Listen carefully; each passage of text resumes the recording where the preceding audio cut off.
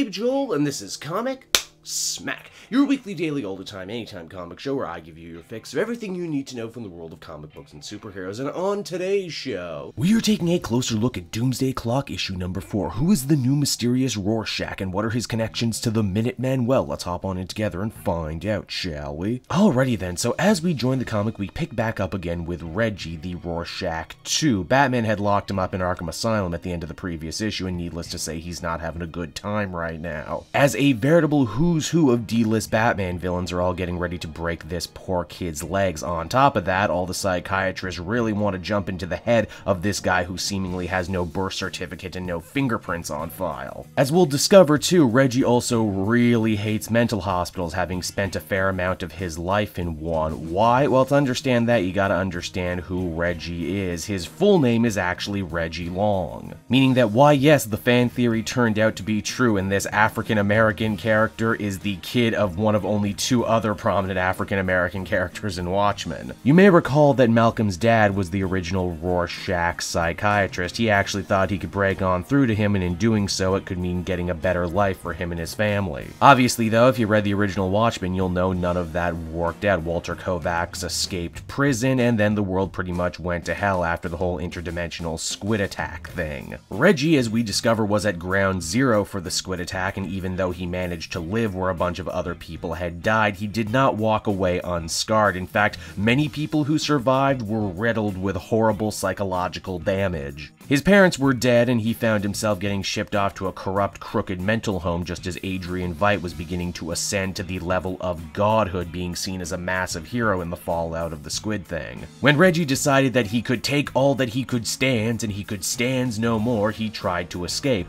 Obviously, this plan failed, but he ended up running face first into Byron, aka the Mothman of the Minutemen. Huh, what a nice pull. We always knew he was in a home. The two formed a fast friendship, almost a mentorship in fact. Byron would go out of his way to teach Reggie how to fight and teach him all the secrets of the Minutemen. Mothman even manages to get Reggie the contacts of his dad's desk, including all of his interviews with the original Rorschach. Reggie becomes obsessed over this stuff and looks right into it, discovering eventually that some of the interviews are missing, like someone was trying to bury what was going on. Now, I'm not going to say that person was Ozymandias, but it was totally Ozymandias. One night, Reggie and Byron decide to escape from the asylum, burning it down on their way out for good measure, fearing that it was only a matter of time before Adrian sent someone to tie up loose ends, including them. By this point, Reggie has fully embraced his version of the Rorschach persona, even speaking in sentence fragments, although thankfully toning down all the other horrible stuff about Rorschach. Using the training that Mothman had given him, Rorschach 2 actually does manage to track down Adrian where he's hiding, only when he's about to exact his revenge, he discovers that Adrian is dying anyway. Moreover than that, he really feels bad about everything he did and is working really hard to try and pay for past mistakes, and because of that,